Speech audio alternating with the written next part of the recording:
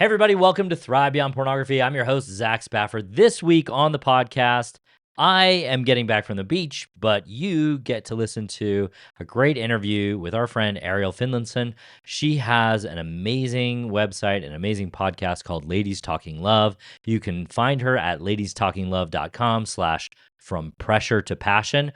Go check her out. She's an amazing coach. She's an amazing host. I hope you enjoy this podcast of her interviewing us about pornography. Talk to you soon. I'm so excited to welcome Darcy and Zach Spafford onto Ladies Talking Love. Thanks so much for joining me, guys. Hey, thanks for having us. I love getting to have couples on. I don't do this very often. We usually have mostly women on, but I'm really excited, especially for the topic of pornography. This can be a really heart-wrenching, hard topic. And so I love that we get to have a couple who has worked through this and made their marriage way better than it was before as they've gone through this journey. So to start out, I would just love to have you guys talk a little bit about your story. What got you into talking so openly about pornography and to feel so passionately about learning to thrive after pornography use? Yeah, I think, well, it starts with me. I was using porn. I didn't know how to cope with certain things in my life, and porn was a methodology that I used to manage as I was climbing the corporate ladder and doing all the things that you got to do as a dad and a husband. And as I was going through the process of growing up and being in that role, I also was struggling to manage myself. And so I started to go to ARP meetings, like 12-step meetings. I worked with counselors. I worked with church people.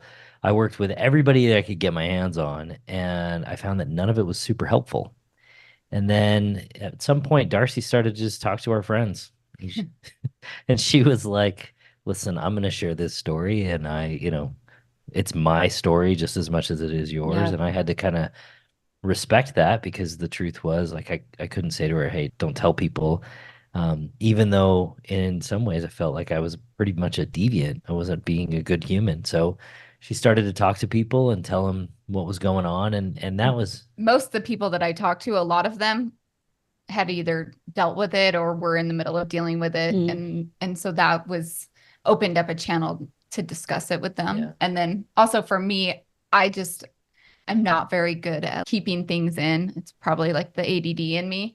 And so That's probably a healthy thing, right? We're not supposed to. yeah. But it's like very different because a lot of people that I talk to or a lot of couples that we work with, they don't tell a soul. And it's like very like quiet hush hush. But I think for me, I was like, no, I don't want it to be this secret hidden and have around us talking about people who struggle with porn, like they've got some like disease.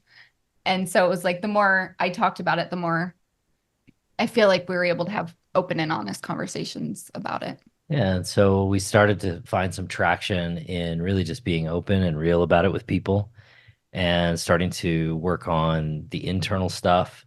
All the external advice that we got, all of the 12-step stuff, all the stuff that church leaders offered us wasn't terribly valuable. It didn't solve the problem. It was like, hey, just stop it. It was a lot of platitudes that didn't make a lot of sense and didn't really give you any concrete activity to do. So as we started to do the internal work, I started to do the internal work. There started to be some success there. And then Darcy found a podcast that we love, Jody Moore. We've been on her podcast. She's great.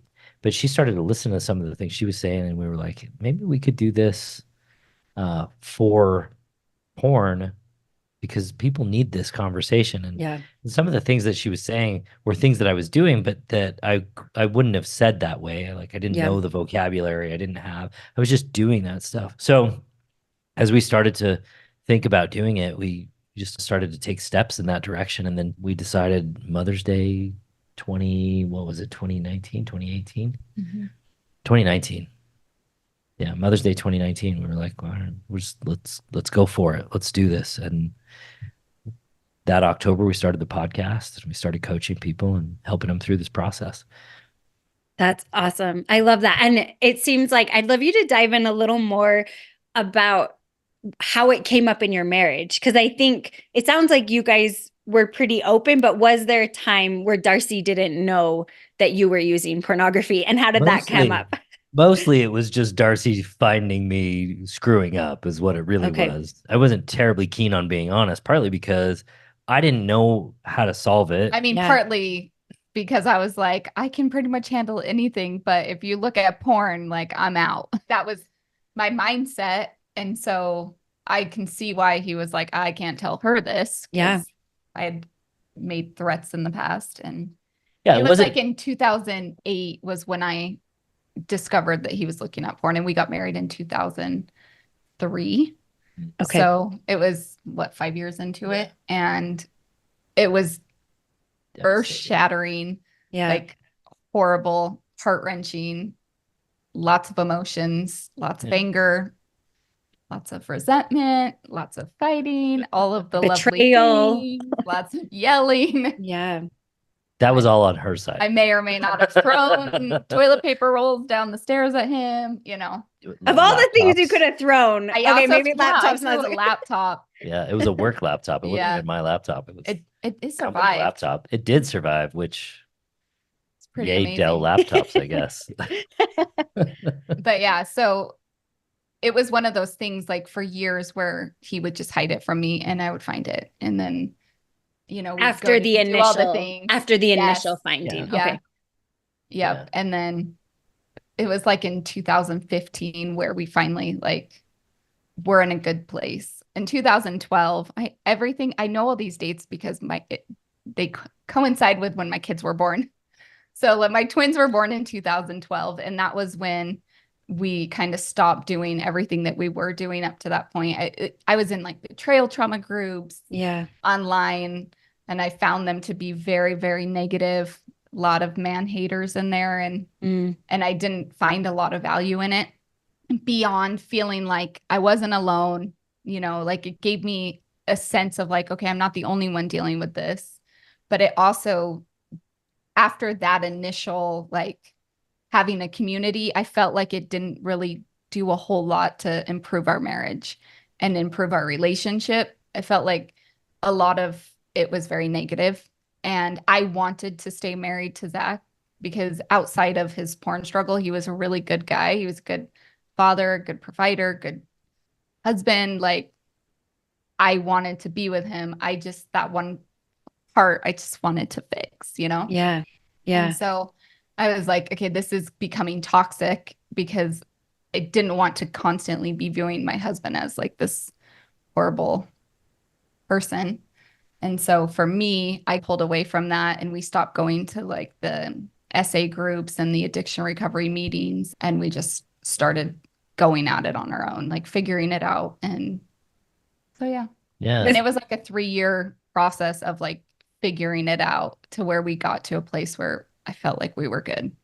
Yeah. I wish we'd had somebody who could have walked us through it, because there wasn't anybody. Like, you know, when we were looking around for help, there wasn't somebody who was like, hey, you know, we have done this, and not only have we done this, but we have a system and a process that you can follow that isn't just like our say so, but has some scientific backing. And if that had been available, man, we would have moved heaven and earth to do that, but it didn't exist. So that was one of the reasons why we thought this would be valuable for people, is because there just weren't any resources out there that we could find.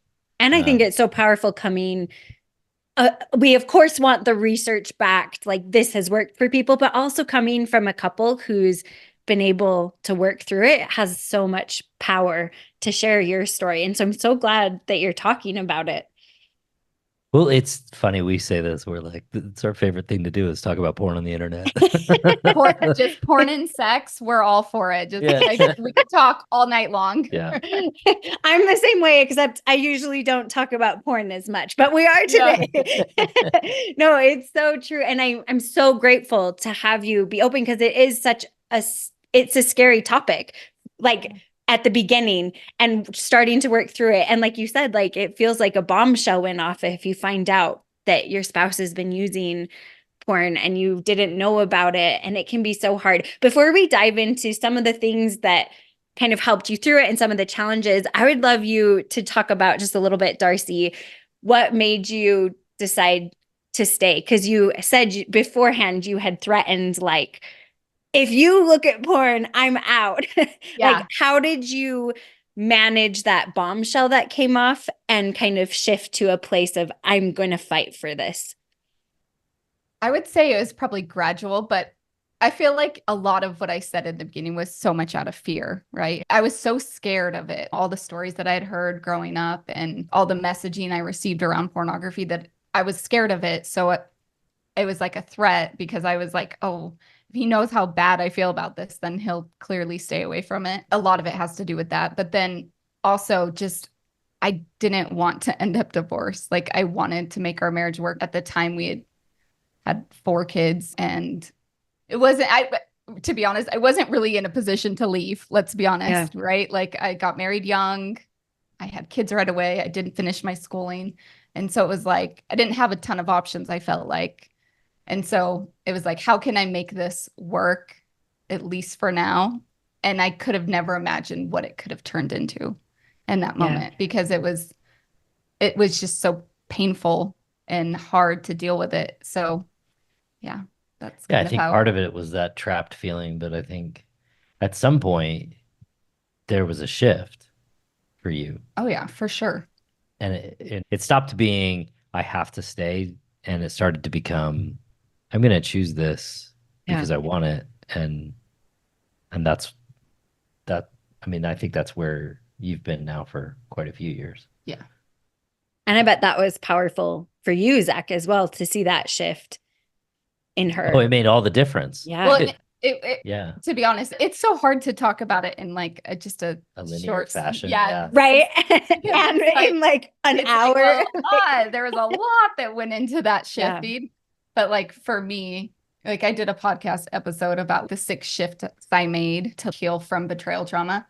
And a lot of it was just like, I changed my perspective and started addressing it for what it was, instead of making it so much about me. In the beginning, it was so much about me. It was like, I'm not enough. Like, here I've worked out and I've lost all this weight and I feel so good. And yet you're still looking at porn. So now I'm going to get fat just to punish you, which really just punished me, you know, because he just loved me however I was. And it was just a lot to deal with. But I feel like the biggest shift for me was just learning more and more about what pornography is and isn't, because I feel like I always just thought, oh, it's about sex. It's about, I'm not enough, or maybe I'm not adventurous enough, or like he needs more than what beautiful I can offer. enough. I'm not. Yeah. But really, the more I started learning about it, the more I was like, wow, this is really similar to struggling with overeating and struggling with shopping and scrolling on Instagram. Yeah. It's like doom scrolling. And so once I started to realize and understand what pornography was and wasn't, I was able to deal with it from a more compassionate, understanding way, versus it being like, this is an attack against me. Yeah. And so that was a big part of it for me, was just education. And when you came onto my side of the street, and when you were on my team against porn, instead of you're against porn, I'm against porn, but you're against me because I choose porn, that was a huge difference that made it so that I could really start to trust you. And I think it's an interesting idea, right? Because I'm the offender. You know, everybody out there is like, well, no, you're the offender. You're the bad guy here. You got to be trustworthy. Why do you need to trust her? But the truth is, if you want a relationship, the trustworthiness is essential in both camps. And, you know, when I would tell her what was really going on for me, whether it was about porn or not, she didn't do a good job of handling it. It was very much, I was climbing the corporate ladder, and I'd come home and I'd tell her about a rough day at work, and she'd be like, are you going to get fired? There was no like, oh, okay, well, I know you can handle it. I can trust you. It was very much, I need you to assure me that everything is okay, and I need you to manage me so that I am okay. Yeah. And that was not a trustworthy position. Now, that's not an excuse for me not to be trustworthy, but it is an understanding of the frameworks that we were working in. And once she was able to get into a place where she was okay, and then she was on my team, I could see showing her myself more clearly and offering her a better picture of who I really was. And that's tough to do, because you don't want to be rejected. And that was a huge shift. And and it's just tough to hear because, you want to look at your husband as this like strong, confident, you don't see me that way, man. And you're are you telling these people that that's like, not how you see me all the time? Yeah. And you're like, wait, oh gosh, you are kind of broken and you've got some issues and but I can be broken, but you can't. Yes, exactly. Only I'm allowed to have problems together. Yes. But I feel like that's how we grow up. Like everything we see about romance and love is like the strong guy who doesn't budge and the broken girl, so I think there's so much ingrained in us that it can be hard to recognize and shift that to be like, no, we can both be broken and bring our brokenness and heal together and become something better together. Yeah. It felt very threatening, right? To hear that from him. And I can totally relate with that because I feel like I jump to doomsday conclusions on everything. And that's something I'm working on and has been a really good shift to be like, oh no, like we can both be strong in ourselves and also broken in ourselves and rely on each other. And I think that's so powerful. You mentioned a little bit about it. Can you talk a little bit about this cycle? Like, what was this cycle you were in? You talked about Darcy kind of relying on you to be that strong person for her, which wasn't an excuse for using porn, but made it really hard to share that you were, and also to recognize that you felt like you were carrying all this weight, which would make you go to this coping mechanism probably more often. Yeah, well, I mean, before I knew Darcy, I was viewing porn. Yeah. And so there was this undercurrent and underlying problem that I wasn't really addressing, which was the things that I thought about myself and the person that I was being, and not living up to my own values and not dealing with my emotions. I joke a lot that men are only allowed to have three emotions: hungry, angry, and horny. And if I'm outside of those, I'm some sort of weirdo hippie. And if I'm not dealing with those, so I wasn't dealing with those. I didn't have any coping strategies for that. I didn't have any way of understanding, one, what it was that was going on for me, and two, how to deal with it. And then layer on top of that, now I have this huge responsibility of a wife and children, and she can't handle when I'm not 100% okay. So I can't really show her anytime that I'm not okay. Like I said, if I tell her, hey, I had a rough day at work, even if I didn't have a rough day at work, but there was, some back and forth, she's like freaking out, losing her mind. And I'm like, she clearly can't handle anything that's really true about me, because if she knew who I really was, then she would go off the deep end. So I had to put on what I like to call the presented self. I had to say, okay, this is the person that I show Darcy. Just like when you go to work, there's a person that you show the people at work. When you go to church, there's a person that you show the people that you go to. You can't share everything with everybody. It wouldn't be appropriate in most circumstances. But then there's this person with whom I'm supposed to be entirely intimate. She's supposed to know everything there is to know about me, and I can't show her either. So now I have this problem, because I don't know how to deal with my underlying structural problems of how to be an emotional human with thoughts that I don't really like and know how to deal with. Then I have to not share that with her because she can't handle it. And then I have this problem that if I tell her about it, then I'm really a bad person. So all of this just kind of piling on, and this cycle of like not being able to be intimate with someone, not being able to be known to someone, really wears on you. Yeah. And I think this is one of the reasons why, in part, men choose porn, because it's something that it has to be secret. There are very few Christian people, religious people in general. Like, I've worked with Jewish people, I've worked with Christians, I've worked with Islamists, I've worked with a breadth of people, and very few of them are like, yeah, porn's great. In fact, I've never worked with someone who thinks that, because it's just not how these things sort of work, right? So here I am in this place, and I have this problem. I can't share it with her, and it just perpetuates itself.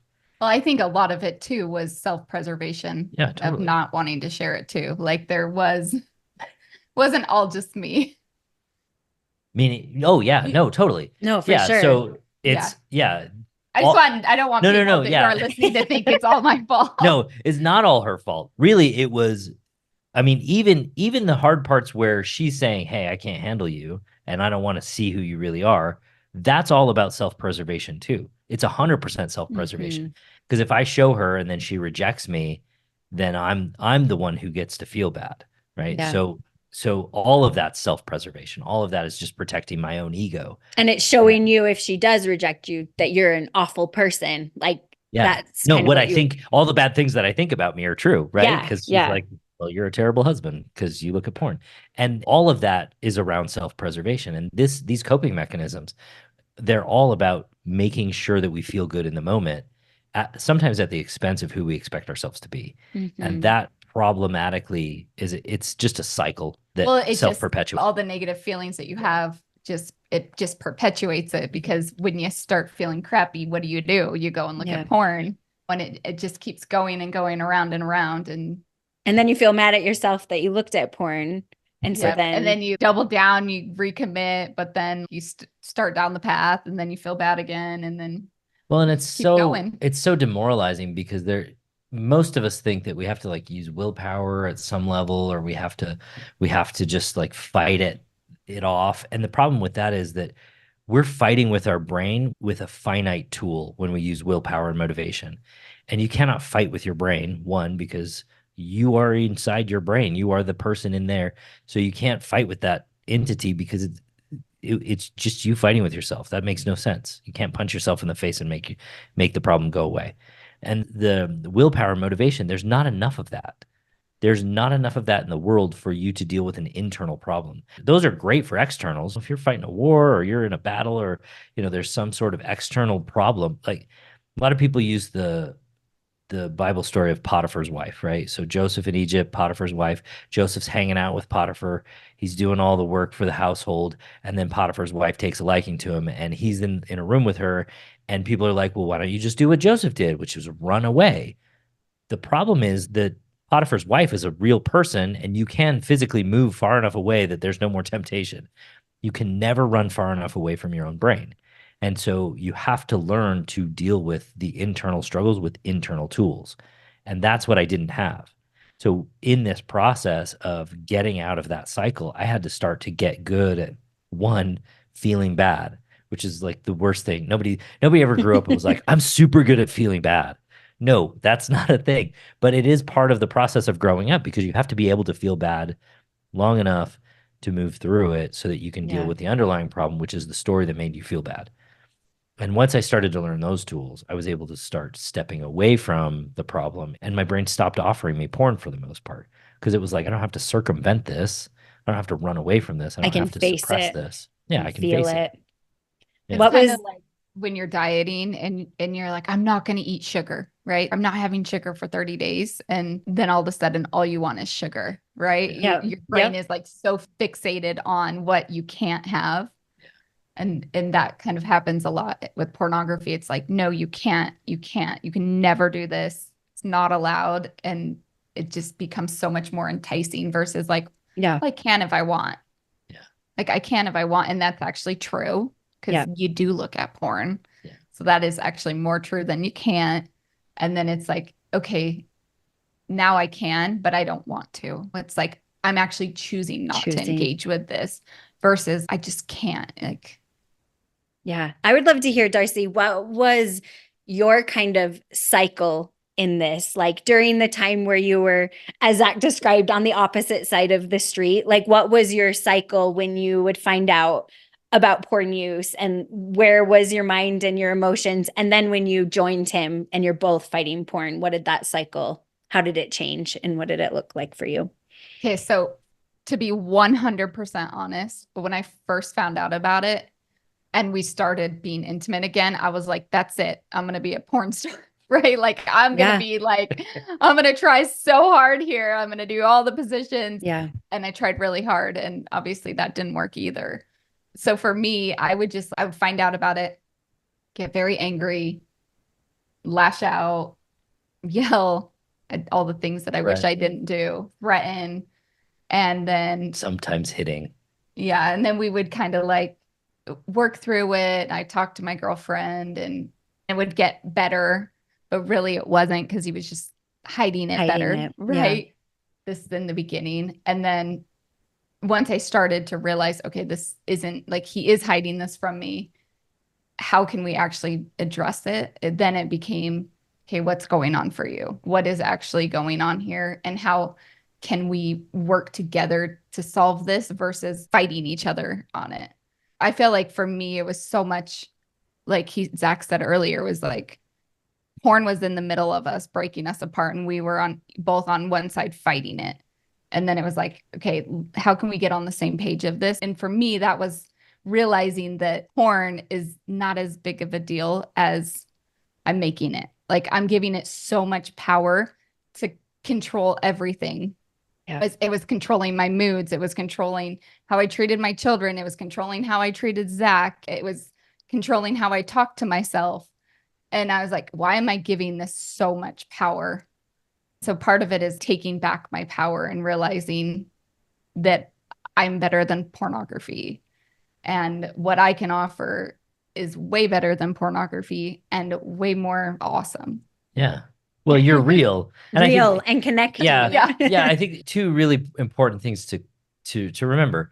No matter where you are in this process, the hurt is real, and that's okay. It's okay to feel bad. It's okay to be upset. It's okay to have these just harsh feelings. And there's nothing wrong with that per se. The question you want to ask yourself is, well, what am I trying to accomplish?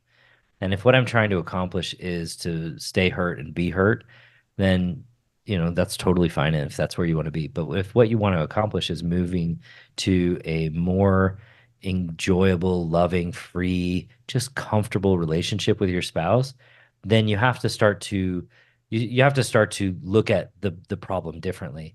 And it's not, Darcy said, it's not that porn isn't okay in our relationship, and it doesn't have to be okay in your relationship, but the level of power that we give it, the enormous weight that we put on whether someone is viewed naked people on the internet having sex, that level of power kind of dictates how we interact with it. And once we start to take back and empower ourselves, then it becomes a huge burden lifted, and then we become a team. And that's a huge difference in terms of really solving the problem. Because when she started to ask what was going on for you from a real, genuine place of curiosity, rather than, I need you to give me the right answers so that we can stay married. Like in the beginning, dead serious, there was a calendar that hung on the wall that I was like, cross off, like good day, bad day, tracking it. There was just so much emphasis on porn. I felt like it was all I thought about. I joke that I thought about porn way more than he did. I checked out women way more than he did, right? Because I was constantly in that cycle of comparing myself to other women, or what did he look at? Did he look at anything today? It felt like an obsession, to be honest, in the beginning, because it was just like my brain would just get hooked on it. Yeah. But I think it's also important to remember that when you really realized that you were better than porn, it wasn't like you were somehow a porn star, right? Definitely not. I've had 8 children, so you are still quite gorgeous. I think the difference is recognizing the realness, where pornography is unearned validation. Like, nobody ever goes to the internet and is like, I would like to see this today. And the internet says, well, I don't really feel like it tonight. That never happens, right? Yeah. I'm tired. The internet just gives you what it is that you want. Where when there's real intimate connection between two people, that is so much more enjoyable and more real. And because there's really a price of vulnerability. There's a price to pay. You don't have to pay that price to go on the internet and look. Yeah. And that's really the difference between what a real woman is and internet porn. Yeah. It's that price that you pay to really get to know and to really expose yourself to your spouse. Yeah. That's what's better. I don't know if it sounds better, I mean, the way I'm saying it, but that is what is better. Yeah. Yeah. No, I think that is so helpful to bring so many things you guys brought up. I'm like, we might need to do like 10 more episodes, but perfect.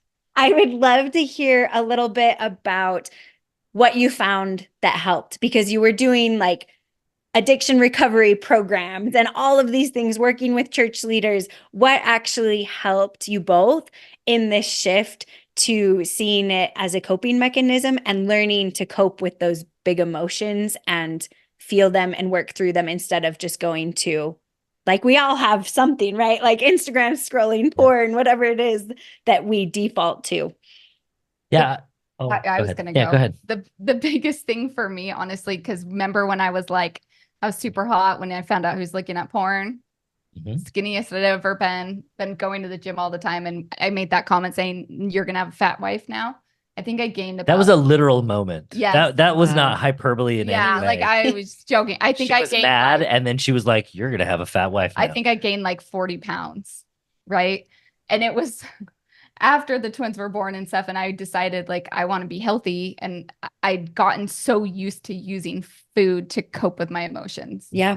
Like big time, right? Like having all these little kids and just chocolate in the pantry. Yeah, food became my best friend, right? It was always there for me. And so when I started to realize, oh, I've really got a problem with overeating at this point, I need to do something about it, and was open with Zach and realizing, wow, we are really very much the same. Like what he's saying and how his brain works around pornography was how my brain was working around food. And yes, we put a different moral attachment to pornography. Totally. So I'm not saying it's like morally equivalent or whatever, but what was going on in my brain was the same thing that was going on in his brain. And I think for us, that was something that helped us realize, okay, this is really not about porn. It's really not about sex. This is about dealing with our emotions. Yeah. And how is it that we can deal with those emotions versus having the consequences of either looking at porn or overeating. Yeah. What we didn't know when we were going through it was that we were using the tools of mindfulness and ACT. A lot of what we were doing were, if you go to psychology and you look up ACT, acceptance and commitment therapy, or acceptance and commitment training, that system is what we were doing, but it was all trial and error on our part. It was just stuff that we had kind of understood from popular culture or things that we had experimented with. And that's when the rubber really started to meet the road. And then as we started to say, okay, we're going to get into this and we're going to work with people and help them, we realized what we were doing was ACT. And I don't know if you know Cam Staley, but he's been on the podcast. Oh yeah, Cam. So he's a great guy. He's great. And he talks about doing the research, and he's like, I was going to prove that porn is an addiction. And he found out that that was not the case, right? That was really when Darcy literally, I remember this. We were listening to a podcast. I was laying in the bed. I couldn't sleep. It was like 1 a.m. in the morning. Zach's like passed out. Totally passed out. And I'm listening to this interview that Cam Staley did. And as I was listening to it, I was like, oh my gosh, Zach, you got to wake up. She wakes me up from a dead sleep. Like, I'm like, this guy who's like a PhD psychologist is saying the same exact things that you're saying. And like, it was just like a light bulb went off.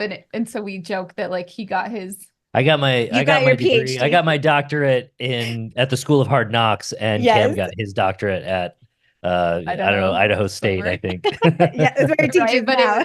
But it was like realizing like, wow, oh my gosh, he's talking about this the same way that you talk about it. Like, I kid you not, I would have thought that Zach was copying him. No, you would have thought he was copying me. Well, whatever. Because I had no idea who he was. I was like, wow, this is crazy.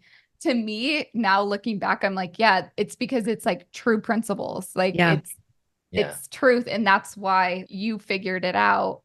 And he also figured it out. And you guys are saying the same thing. Right. And it was crazy.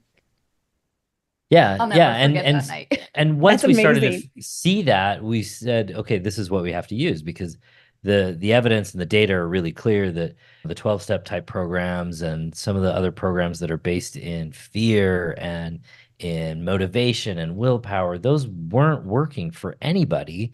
And there was no data that showed that they did, but it was just the thing that people used. And then ACT came along, and Cam, and at least one of the studies that I've gone through where it shows you've got an 80% success rate. Yeah. And it's like, whoa, this is a game changer. Because if you've ever been to like addiction recovery meetings at your church or like SA, there's very few people in the group that are successful. Like I joke that there was this one dude that was everybody's sponsor. Yeah. Because he was the only one. The only one. Like, the only one. And then like, which is funny because like 3 years later, he had started looking at porn again. So it's just it's so sad. Yeah. Because like you're like, you were everybody's sponsor. If you have something that works, like let's use it. Yeah. Why do we keep doing this?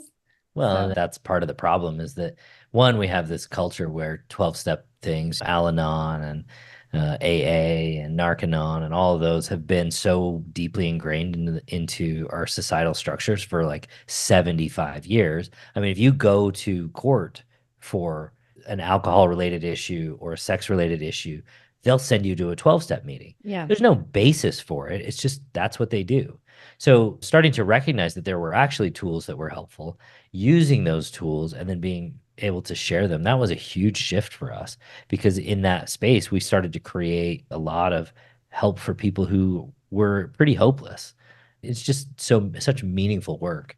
And I love it too, because I struggle with anxiety a lot. Me too. Depression. And I use these tools that we teach people about pornography to deal with my anxiety and my depression. Yeah. And it's amazing how these little things make such a difference in how it is that you show up. Yeah. And I know we don't have time to go into all of them, but could you just briefly tell us like a little bit about some of the tools? You mentioned mindfulness is a huge one. Yeah, mindfulness. I actually just built a new program called The Thing You Need to Know to Quit Porn. And if you want, I will actually give you a link that you can, anybody who wants it can have it. I'll put it in the show notes. Perfect. And I'm just building it now, but it starts with understanding what the detour cycle is. So there's this cycle that we all go through, which is there's this story in our brain that says, I'm not enough at some level. It could be I'm bored. Could be I'm lonely. It could be I'm not succeeding. There's a story. And that narrative sets off an emotional catalyst, which is something we never want to deal with. I might feel lonely or frustrated or whatever emotion I'm dealing with. And then that is the thing that creates the escape offer. And the escape offer is, well, I need a break, or I just deserve a minute, or whatever it is. And if you're thinking about this in terms of your doom scrolling or your snack time or whatever, you can see the same patterns, right? It's I don't want to deal with how I feel, so I'm going to go and escape into this other space where I've got dopamine and something that feeds me some good feelings instead of dealing with what my brain's been offering me. And then especially it's like eating some chocolate during like mealtime when everybody's breaking down, right? You're like trying to cook dinner, everybody's whining, and hungry. I'm telling my kids, you have to wait for dinner, and here I am. Yeah, and you're like, I'm gonna slip a little bit of something in my mouth. Well, and that's where the next step in the detour cycle is. So there's 5 steps to the detour cycle. Is that rationalized bargaining. It's all right if I just have a little snack right now instead of waiting for dinner because I'm the one cooking, right? We all rationalize our behaviors. And then at some point there comes this values breach where we literally were just like, well, I've come this far, I might as well keep going. Yeah. And this tiny little detour cycle is the thing that once we start to get clued into how it's working in our lives, we can then start to intervene. And so to intervene, you can do things like a 1-minute meditation or box breathing, which are totally things that people just know what to do. Like I say box breathing, you might know what I'm talking about, but 10 deep breaths, you almost certainly know what I'm talking about. And these tiny little ways of moving through that negative emotion, instead of following the escape offer and all of the steps that follow it, start to put you into a position to get curious and ask questions. And that's where mindfulness and ACT come in, where it's like, okay, here I am in this moment. I have this story. How do I deal with this? And one of the tools that we use that I teach people I call NAB, notice and name. So you notice the story, you name it, you just give it a name, say what it is, say it out loud if you can. Allow and ask. So you allow it to be there. We're not fighting with it. We're not suppressing it. We're not trying to run from it. We're not trying to distract ourselves from it. We just stay put, get comfortable in that space, and start to ask questions. Curiosity is your biggest tool in this whole thing, because in curiosity, you can start to grasp the outer edges of it and dig into the middle. And in that in that framework, you start to have more capacity to solve the problem. Most of the people who are struggling with porn, the very first thing they do when they're done with it is they run from it mentally, right? So they're like, I got to distance myself from my behavior mentally so I can feel okay-ish about what I did. Instead, what you need to be doing is you need to dig in and you need to say, what is the data here? Why did I choose this? How did this happen? So just get curious, ask as many questions as you possibly can, and then breathe and be kind. And these two steps are essential. Breathing is a way to connect physically with your body. So you get that physical input in your body and you're connecting with that. And then breathing actually fuels the body and fuels the mind, which your mind is the thing that needs the most fuel in all of your physical systems. To fuel your mind means that you'll have a better chance of making good decisions. So deep breaths and then be kind. And this I cannot stress enough. Be kind to yourself. I mean, sometimes I think the things that we say to ourselves, we would never say to anybody else. And they're not helpful. There's no benefit to being like, I suck, I'm horrible, I'm a terrible person. Being kind is more like, this may not be who I want to be, but I can handle it and let me move forward through it. That's not to say that I'm accepting who I am or what I'm doing as the way that I want to live, but it is to say, I'm not a terrible person because I made this choice. I just need to figure out how to resolve it. And being kind to yourself in that space is so essential to this process. Within this it's a miniature course, but I think it really encapsulates the most important components of what it is that we do. And it offers people a real concrete way to address the problem such that they don't have to feel like they're lost forever. Yeah.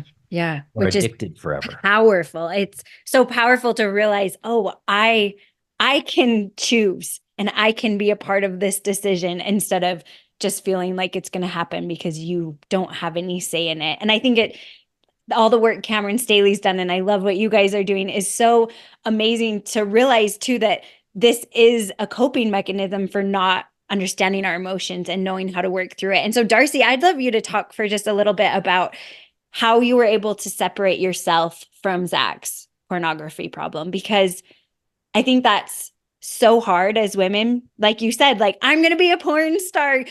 And I remember a conversation before I got married. There's a girl I knew and she was getting married and she's like, I think guys just look at pornography because their wives aren't like, spicy enough and stuff. And this stuck in my head for so long. I didn't know anything about anything back then. And these ideas that like, oh, if my husband's looking at pornography, it's because I'm not pretty enough. I'm not good enough. All of these things that we bring in. How were you able to separate that?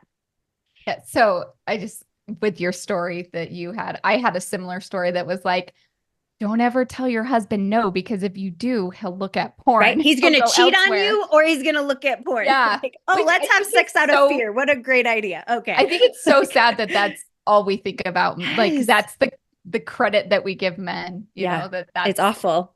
That's all they can think about and all they can handle. But I think for me, like separating myself from porn, part of it started when Zach started getting better too. Like started making better choices, and I was able to kind of separate myself more from it. But I think for me, it was just realizing that I am not a competitor with pornography, that I really offer something that's real and tangible, and like working on my own self-esteem, because I always say like pornography just amplifies the holes that were already there.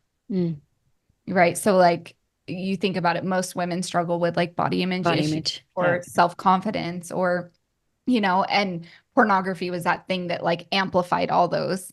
And so realizing that porn wasn't the cause of how I was feeling, it was that I needed to fix those things, those holes in myself. And so, working on like my body image and how I felt about myself and gaining confidence in who I was, those tools help me versus like, comparing myself to pornography. Yeah. Your worth isn't just your body and you're so much more. And I think it's been powerful for me to realize that, like, I know I am not the most attractive woman in the world. And I know that there are way more attractive women, but I think it's so powerful that my husband chooses to be with me. And it's not because just my attractiveness. Of course, I think being attractive to each other is important at some degree, but I think we put too much on that. And it's a really beautiful thing to realize, like, we choose each other, not just because we're the most attractive people in the world, because we're not. And that's been empowering for me to realize and to be able to step into and see the beauty of that choice, that we choose each other. Well, and I think oftentimes we just want, we want to have that idea that like we're the only woman that our husbands see, or, like that I'm enough and that like he'll never notice another beautiful woman or whatever, but it's like, that's just a lie. Yeah. Like, I notice attractive men.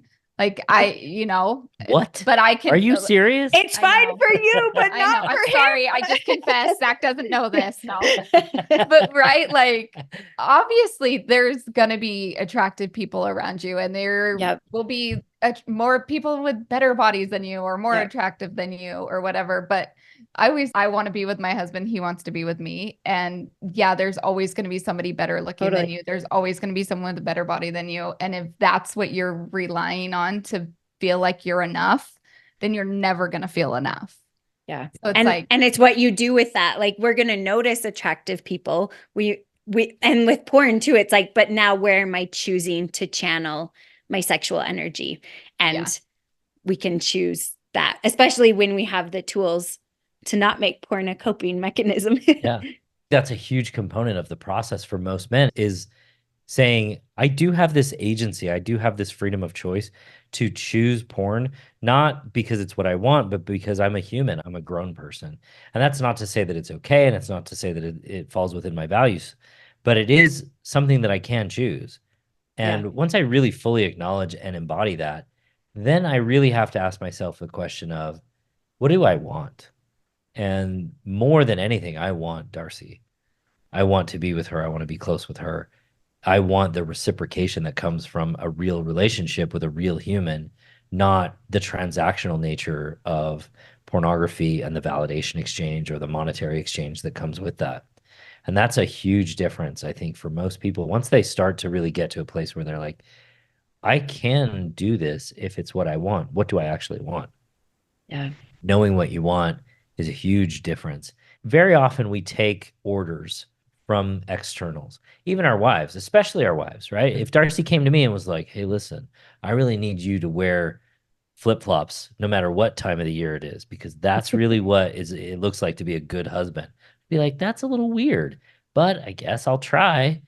But more often than not, if we can step away from those kinds of external dictates, like porn is bad for you, and start to ask, well, how do I want to live my life?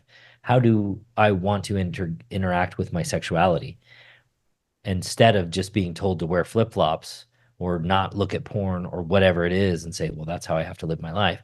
Start to own the position and be embodied within that position. You're going to be much more successful in that position. And I'm so sad.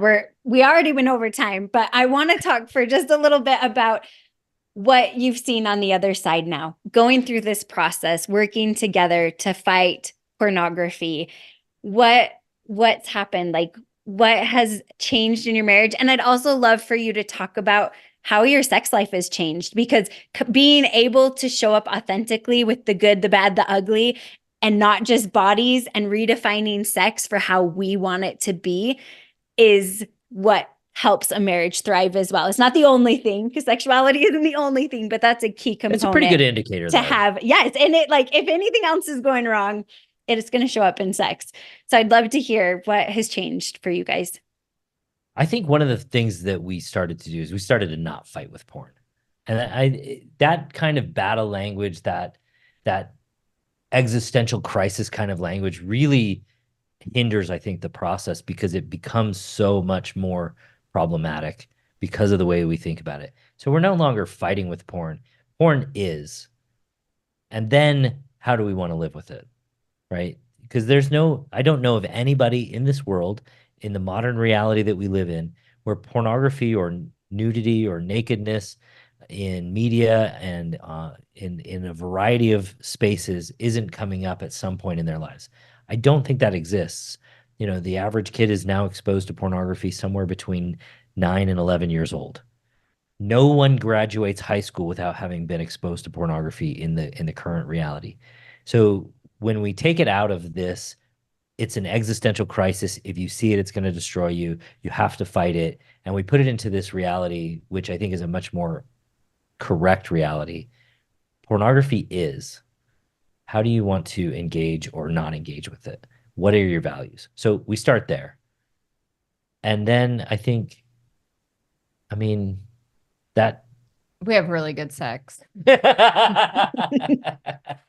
Oh yeah, that's what we're all about. Like a couple hours. Creating that. Do you remember Boys to Men? Like, I don't know if you ever listened to the Boys to Men songs, and they're like, "I'll make love to you, baby, all through the night." All those songs, and I'm like, well, you might be too young for Boys to Men, but like those songs where they're like, "We'll make love for all night long," and I'm like, how did that happen? Like 45 minutes max, and now, I mean, sometimes Couple hours. when you go on a cruise and there's no children to bother you. Oh yeah, it's totally. And the way I like to describe it is it's not about orgasmic exchange. Yeah. It's about getting lost in each other's body and enjoying the play that is exploring and being close and touching and finding parts of this or that you enjoy touching. And I think that's a huge shift. Yeah. I mean, and for Darcy, that was when she started to be comfortable, was when that started to be possible. Totally. Which is really only a few years ago. Really comfortable with my body and really loving my body and embracing it for what it is. It's not perfect, but it is my body. And I want to enjoy my body and I want to experience pleasure in my body. And I don't want to hate my body. And so for me, that was a huge shift for me. But also being able to allow Zach to love you and your body as it is. It's vulnerable and scary. And I think that's why so many women struggle with it, because all the messages we've gotten are what we should, in big quotes, look like. Or be like, or act be like. Yes. And on the men's side, there's a really important component that has to be addressed for almost every man, which is you have to be patient. Yep. I'm gonna bring up my jet engine analogy. I used to analogize turning Darcy on to an old tractor that you had to push the choke and jiggle the handle and make sure this was on and dial this and that. And she said no woman ever wants to be analogized to an old tractor. So no, I think it was a client that said that. Yeah, maybe that's what it was. Get a better analogy. But I did have a B2 pilot who I worked with, and I asked him, what's the startup sequence? How long does it take from start to finish to get that thing going? And he said, it's about 45 minutes. And I said, perfect. So turning your wife on can be a lot like starting a B2 bomber. It takes time. It takes patience. Sometimes the sequence will change. Sometimes it will be completely randomized and you have no idea what button to push next. But if you're patient and you're willing to wait and allow for her to just calm down and get comfortable and get into her body, you will get a jet engine that is unstoppable. And I think for me on my end, because this is mostly for women who listen to the podcast. But somebody's going to be like, hey, honey, you need to listen to this. Yes, for sure. I hope lots of men listen because it's important to understand women. Right. For me, like realizing I'm worth the time. Yeah. And if I allow myself this time to get to where I'm fully aroused and let's do this, it's worth it. Totally. And also just making the time for it, right? Yeah. Like you got busy lives, busy schedules, like making the time and make it happen. Yeah, I would say that if your sex life is boring, one of the things that is probably missing is timing. That willingness to wait, to get comfortable and allow for arousal, because once arousal comes, so much more interesting stuff is on the table. And that's a difference between men and women. Men, there's a matter of friction, and once the friction is achieved, we're all good to an extent. But I think for women, when it comes to arousal, and I know I'm more aroused when you're more aroused. So in broad strokes, if you really want good, connective, enjoyable sex, especially as a man, You have to be willing to allow for the process. Yeah. And I'm going to say, as the woman, you have to be willing to actually try. Yeah. Yeah. You know, have like, to allow them to focus on you. Yeah, which is hard, right? Yep. You're like, Yep. or you've got your to-do list going on in your brain. Like, we joke that you got to like close out all the browsers in your tab, you know? It's Especially true. when you're ADD and your brain's like everywhere and you're like, okay, we need to focus. But yeah, it is completely true. And I think that it's powerful though, like bringing these two different types of arousal and how long it takes is actually part of the beauty and the frustration, because if we were all like men, we wouldn't have long, all night long connecting experiences. And so we need both. We need the faster arousal to maybe make these experiences happen more often, and a woman to come in and be like, but it's going to be a long experience and we're going to prioritize that. And that we've probably don't have time to go into that, but that's one of my favorite topics because I think it's so hard, like you said, Darcy, to allow our spouse to focus on us. But I firmly believe, I've thought about this a lot and been really frustrated about it a lot, but I think that it's designed that way by God because women give so much in other areas of their life, in their bodies, with menstruation and birth and just all the things that often we do, breastfeeding, that in order to really get deep and be able to have the fullness of joy in our sexual relationships, we have to allow someone to care for us and focus on us. And that's part of the beauty of it, even though it can be so frustrating. But what would you tell couples who are starting in on this journey? What do you wish that they knew about overcoming pornography use and being able to thrive? How would you close it up? That it's totally possible. And it's not going to be perfect. It's not going to be like, okay, we learned this and boom, we're good. We never look at porn again, right? It's a process. It's learning. It's baby steps. It's making progress. It's having a little bit of setback and getting back on and keeping going. It's a process. It's not like me with that calendar where I'm like crossing out the days, right? It's a process of learning and growing. And when you do it together as a couple and you're both working on your side of the street, it's a lot easier. I know for me in the beginning, I was like, this is your problem, solve it, figure it out. I didn't want to have anything to do with it. And then when I started to realize, oh, I've got some issues too, I could work on, like, and work on my own issues, then it goes so much better. Yeah. Yeah. Like when we have a man that Zach works with and the wife wants nothing to do with it, it's very different progress than when both the husband and the wife are both willing to show up and do the work together. It's life-changing. Yeah. We almost don't even want to work with men alone anymore. Yeah. Right now, we really want both of you there. Yeah. I do work with a lot of divorced men, and they're like, I want to prepare for my next relationship by doing this work. So, but I think someone who's young and single and has never been married, I think for them it's a very different process than someone who's been married. And someone who is married, it's even more of a different process because you're in that process together.